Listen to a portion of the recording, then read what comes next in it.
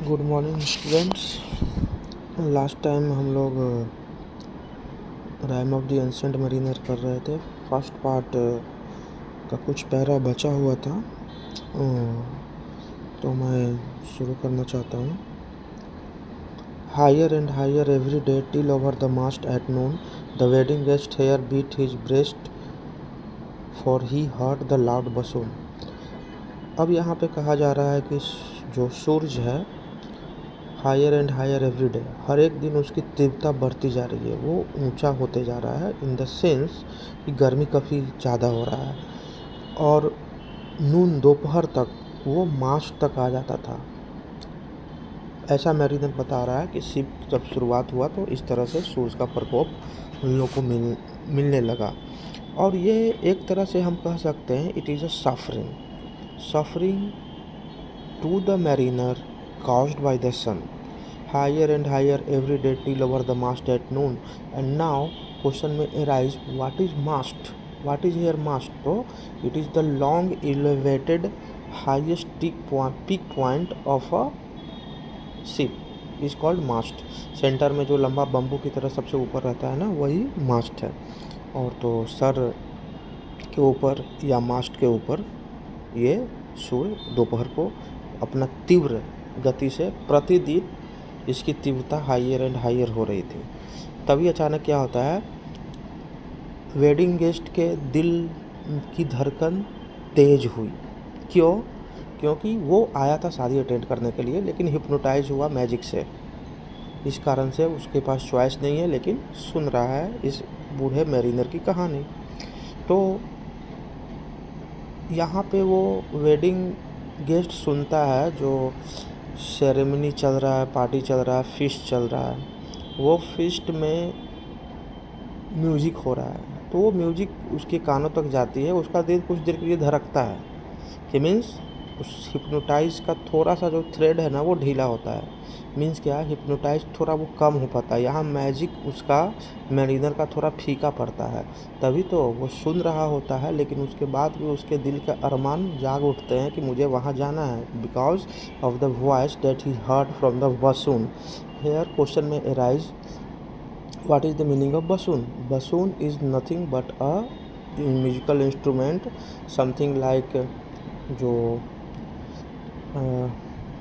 Saxophone type, एक लंबा सा, जिसमें लंबा सा पाइप जैसा आकार का, एक बांसुरी आकार का लंबा सा, जिसको फूंकते हैं और उससे आवाज़ निकलता है, वो होता है बसून। तो क्वेश्चन में राइज व्हाट इज़ बसून। अब आगे देखते हैं। The bride hath paced into the hall red as a rose is she nodding their heads before her goes the merry minstrelsy. अब जो दुल्हन है ना, वो हॉल में प्रवेश कर जाती है और वो गुलाब की तरह सुंदर है, खूबसूरत है, लाल है, उसका मेकअप हो रखा है। नो डाउट रेड तो कोई होता नहीं है, लेकिन ब्लशर और मेकअप, जाहिर सी बात है, ब्राइड है, शादी है और लोग मेकअप करते हैं, तो वो उसकी सुंदरता निखर के आ रही है और उसे उसकी तुलना, उसके चेहरे की तुलना यहाँ पे red as a rose it is like a simile, वो उसकी तुलना की जा रही है। तो उसके पीछे बहुत सारे लोग चाह रहे होते हैं। जब भी वेडिंग क्रिश्चियन में होता है तो लड़की आगे बढ़ती है, पीछे से उसके रिलेटिव, उसके दोस्त, उसके ख़ास लोग, ज़िंदगी के ख़ास लोग, वो लोग पीछे पीछे फॉलो करते हैं और सामने आसपास जितने भी लोग मैरिज को अटेंड कर रहे हैं वो अपने सर को नोट कर रहे हैं। Means what is the meaning of nodding? Because they are complimenting the beautifulness of that bride. No doubt she is very beautiful. That's why all the ministry, all the persons surrounded or following her are admiring her beauty. Okay, clear? तो ये बीच में, कहानी के बीच में थोड़ा सा इधर पन्ना मुड़ गया कि शादी का ये माहौल चल रहा है। The wedding at he beat his breast, ये सब चीज़ें वेडिंग गेस्ट के मन में आ रही थी। सॉरी फ्रेंड, थोड़ा पानी में पी रहा था। और ये लाइव हो रहा है, जो भी मैं बोल रहा हूँ, जो भी ये पैराफ्रेजिंग हो रहा है 100% live, no cutting, no edits. तो फिर से उसका दिल धड़कता है, लेकिन यहाँ पे फिर से उसका जो थ्रेड ढीला हुआ था, उसके मन में जो अरमान जागे थे, वो अब बंद होता है। फिर से मैजिक चालू, फिर से वो हिप्नोटाइज, फिर से मैरिनर अपनी इच्छा को पूरी कर पाता है। क्यों? क्योंकि वेडिंग गेस्ट के पास चॉइस नहीं है सिवाय सुनने के।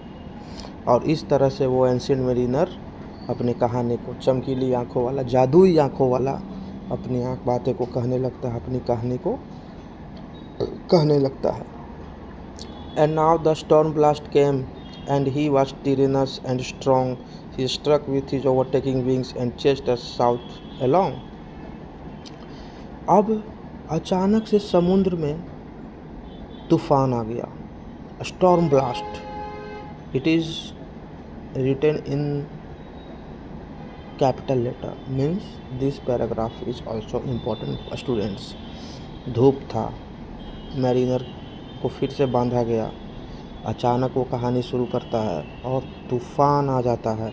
तूफ़ान इतना भयानक था, समुद्र में इतना तूफ़ान भयानक आता है, इतना स्ट्रॉन्ग होता है कि उसके विंग्स को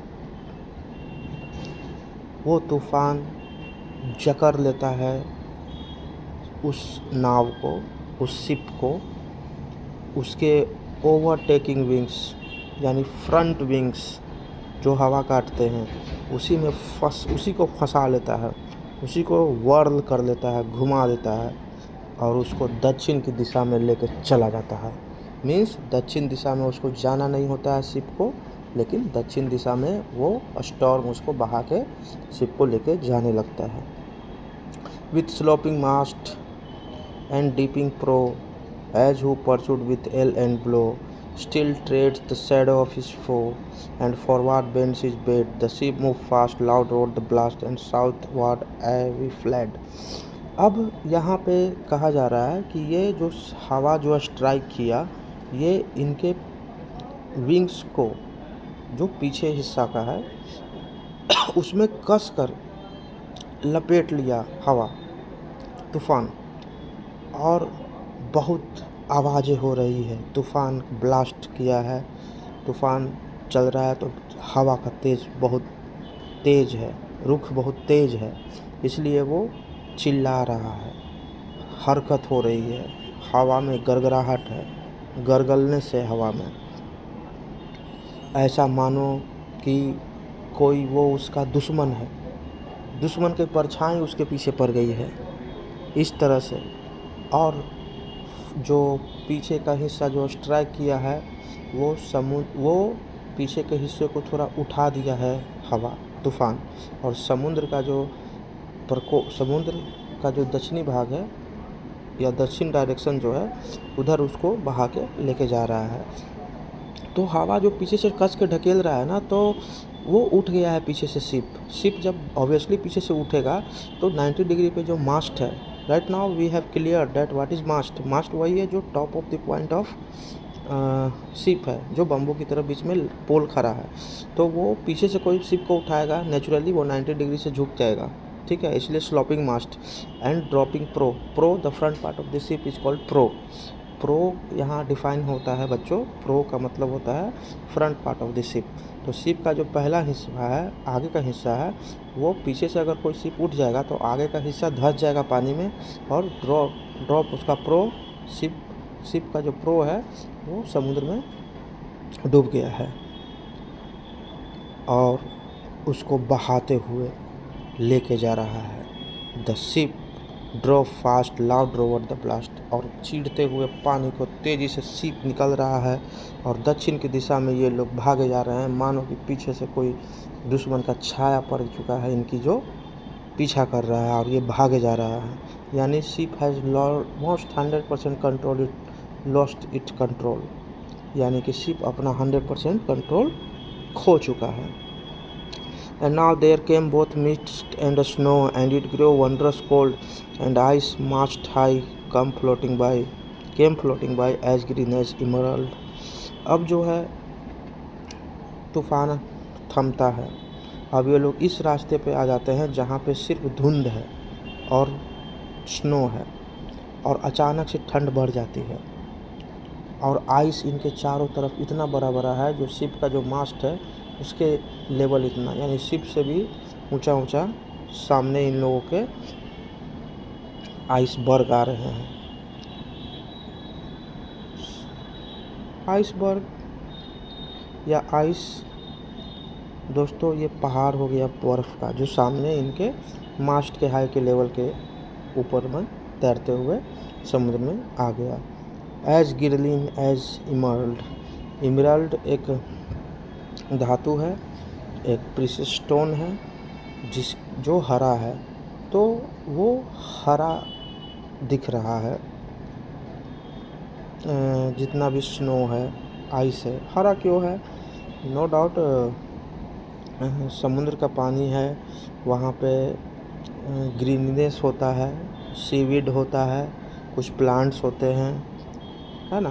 तो जब वो फ्रोज़न होगा तो वो पूरा वाइट नहीं है, वो ग्रीनिश टेक्सचर का है, टोटली वाइट ही है लेकिन ग्रीनिश वाइट है, इसलिए उसको इमरल्ड कहा गया है। ग्रीन क्यों हुआ? Due to the greenery present in the water that is sea, तो वो फ्रोज जब होगा तो वो थोड़ा सा ग्रीननेस लेकर आया है। तो ये आप डिस्क्राइब कर सकते हैं वो ग्रीन क्यों है। क्वेश्चन आएगा नहीं, लेकिन in BPSC, in higher studies, in graduation, in post graduate, it may be asked why it is green. So मैंने भी बहुत सारा वीडियो देखा है और ये सब चीज़ें डिग्निफाई नहीं किए गए हैं, सिग्निफाई नहीं किए गए हैं कि आखिर ये क्यों ग्रीन है। तो मैंने आपको बता दिया क्यों ग्रीन है। तो कभी भी क्वेश्चन आएगा तो be bold, be prepare to write down the perfect answer. And though the drift, the snowy cliff did send a dismal scene, not shape of man nor beast we can, the ice was all between। और इस तरह से वो लोग drift कर रहे हैं, चल रहे हैं स्नोई चट्टानों के चारों तरफ से इधर उधर रास्ता मोड़ के चल रहे हैं, और वो काफ़ी डिस्मल सीन दे रहा है। That is the picture of sorrow, that is the picture of ग्लूमीनेस।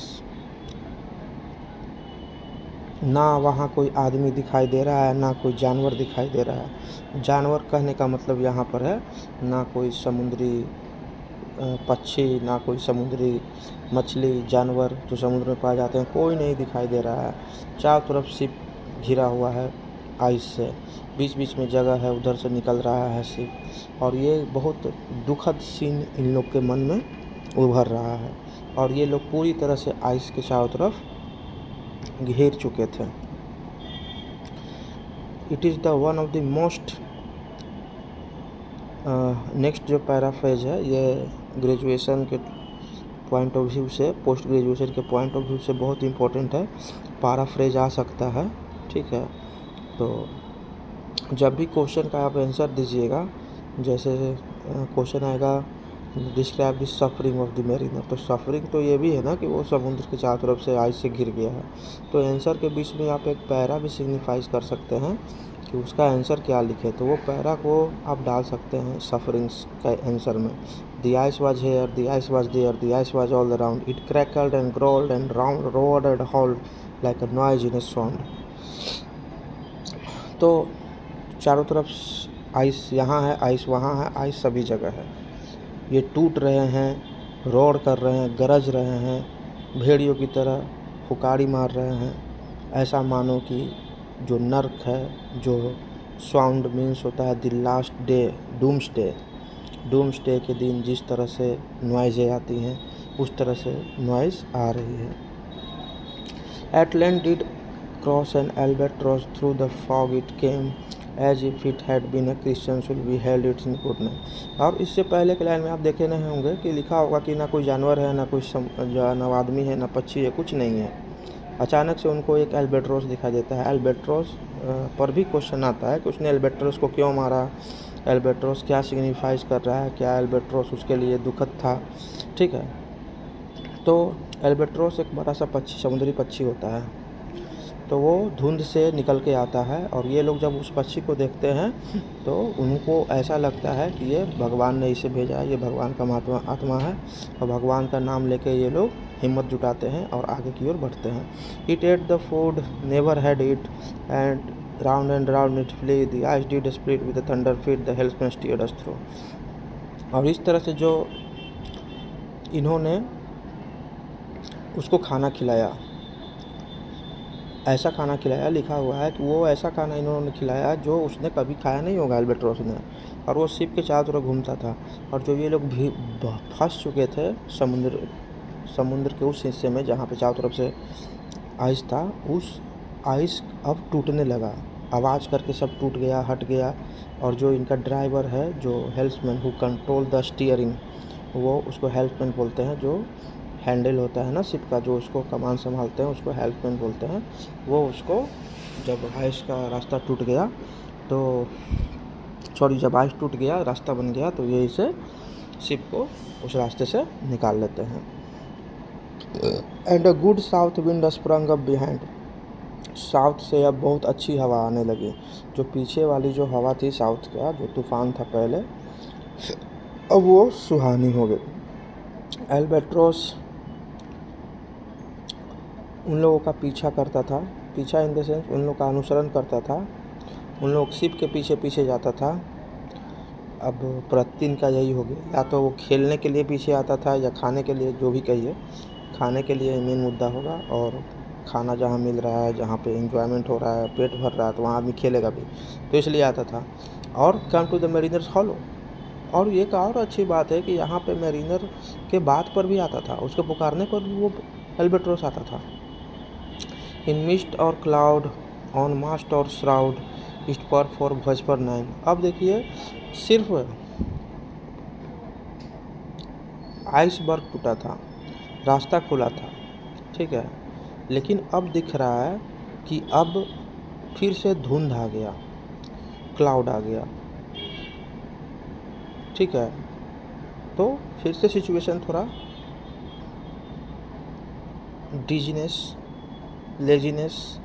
Laziness इसलिए क्योंकि धुंध रहेगा, ऑफ कोर्स शिप का गति कम हो जाएगा।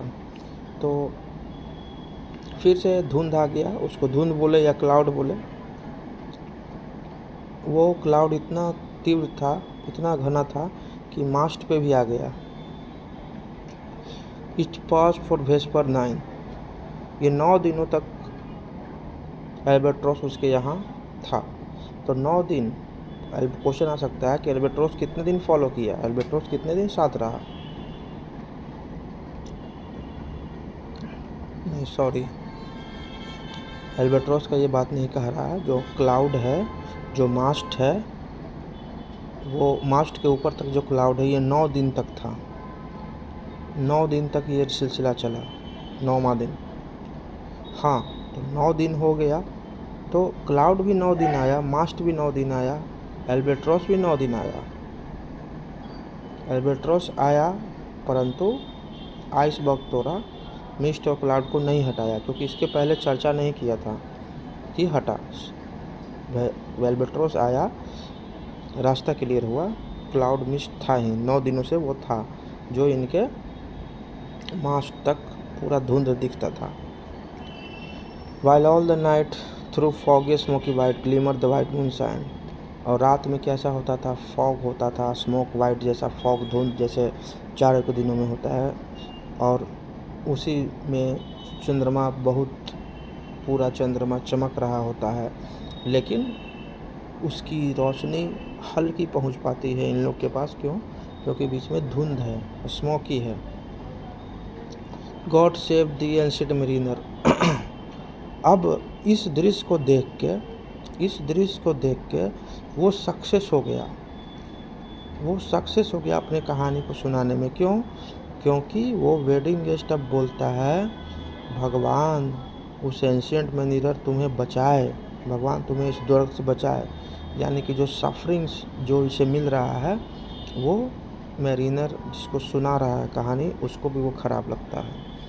From the fiends that plague thus thee why look thou so with my God. बोलता है कि भगवान तुम्हें बचाए उस दुख से, उस दुश्मन से, उस प्लेग से जो तुम लोग उस समुद्र में घिर चुके हो। ये वो वेडिंग गेस्ट बोल रहा है। वो उस कहानी सुन के मर्म हो गया। As he hears the story, his heart also felt sorry for the mariner, because mariner and his crewmen are suffering. They are going to the deep, they are going into the sea, and they have felt a lot of suffering. They have seen a lot of suffering. They have been through a lot of suffering.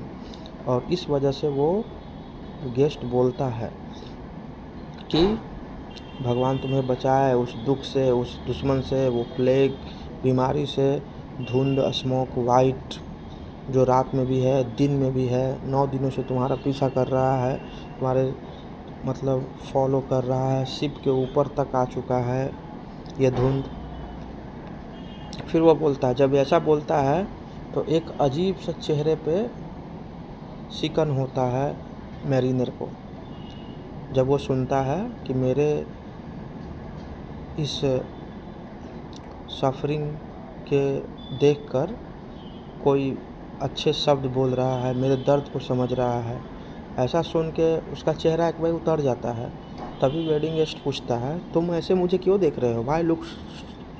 Y लुक्स्ट दाउ सो? तुम मुझे ऐसे क्यों दिख रहे हो? तुम ऐसे क्यों देख रहे हो? तब बोलता है मैरिनर, विथ माई क्रॉस बो आई शॉट एन एल्बेट्रॉस। मैंने अपने तीर धनुष से एल्बेट्रॉस को मार दिया। और इस तरह से ये ख़त्म हो गया पहला पार्ट। तो क्वेश्चन आ सकता है ना कि एल्बेट्रॉस को क्यों मारा? तो एल्बेट्रॉस को ये मारा कि एल्बेट्रॉस आया ठीक है, लेकिन मिस्ट और क्लाउड नहीं गया। 9 दिनों से रातें भी अब फॉगी हो गया, तो उसको जिसको वो भगवान का आत्मा जाना था एल्बेट्रॉस को, अब वो लगा कि नहीं, ये कुछ और है, इसी के कारण से ये धुंध है, उसको मार दिया। तो it is here signifies the superstition, it is also full with superstition. ये कहानी जो है, ये कविता जो है अंधविश्वास से भी भरा हुआ है। तो अंधविश्वास ये भगवान का नाम लेके आया, आइसबर्ग टूटा, तो अच्छा हुआ। जब कुछ गुड ओमेन होता है तो चलो ठीक है, ये भी एक सुपरस्टिशन ही है। गुड ओमेन के सेंस में देखा तो एल्बेट्रॉस अच्छा है, क्रिश्चियन का सूल है। फॉग नहीं गया, मिस्ट नहीं गया, रातें धुंधली हैं, तो भाई ये भी बैड ओमेन हो गया, तो इसका भी जिम्मेवार एल्बेट्रॉस है, उसको मार दिया। तो ये सिग्निफाइज करता है। ये सब कुछ आप पार्ट 1 में देखिए कौन कौन क्वेश्चन आ सकते हैं, मैं उस पर डिस्कस करता हूँ। पार्ट 1 कंप्लीट हो गया और ये लाइव है। आप हमेशा, मैं आपको बोल रहा हूँ, ये मैं लाइव स्क्रीन शॉट मिररिंग जो है वो मैं कर रहा हूँ रिकॉर्डिंग, और वो यूट्यूब पर डाल दूँगा। तो कहने का मतलब ये है कि क्वेश्चन आ सकता है कि किसको रोका? तो 3 गेस्ट में से 1 गेस्ट को रोका, ठीक है। कैसा पहला पैराग्राफ मैजिकल है, कैसे? तो ग्लिटरिंग आई से उसको पकड़ के रखता है, ठीक है। क्यों? वो क्या करने जा रहा था वेडिंग गेस्ट? तो शादी अटेंड करने के लिए जा रहा था, उसका रिलेटिव था, ठीक है। फिर से मैजिक है, उसको छोड़ दिया, उसके हाथों को छोड़ दिया, लेकिन आंखों से पकड़ लिया, और 3 साल के बच्चे की तरह सुनने लगा। ये भी मैजिक है, the magic that possesses mariner. Wedding host कहाँ बैठता है? ठीक है। तो क्वेश्चन आ सकता है कि पहला लाइन क्या है, स्टोरी का पहला लाइन क्या है, जो मैरिनर कहानी अपना सुनाता है उसका पहला लाइन क्या है? तो पहला लाइन बहुत इसमें लोग कंफ्यूज कर जाते हैं। ऑब्जेक्टिव क्वेश्चन जहाँ भी आता है ना, उसके लिए मैं बता रहा हूँ कि पहला लाइन क्या है। तो ऑप्शन में आएगा the ship was cheered, the harbour cleared.